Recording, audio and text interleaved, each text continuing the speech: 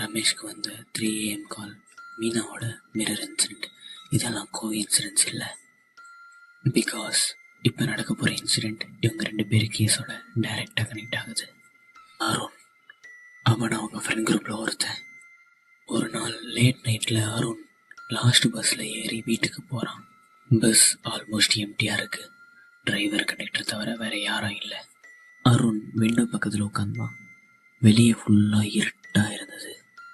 இப்போ திடீர்னு விண்டோ கிளாஸில் ஒரு ரிஃப்ளெக்ஷன் தெரிஞ்சுது. அவன் பின்னாடி யாரும் நின்றுட்டு இருக்க மாதிரி. அருண் பயத்தோட சடனாக டர்ன் பண்ணி பார்க்குறான். ஆனால் சீட் ஃபுல் எம்டி. பின்னாடி யாருமே இல்லை. ஒரு நிமிஷம் சைலன்ஸ். அருண் திரும்ப விண்டோவில் பார்த்தான்.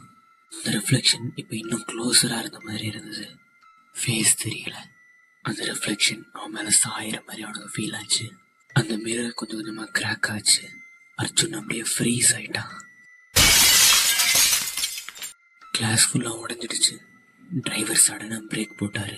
கண்டக்டர் சடனாக திரும்பி பார்த்தாரு. அந்த உடஞ்ச மிரரில் ஒரு ஸ்ட்ரேஞ்சான ரிஃப்ளெக்ஷனை பார்த்தாரு.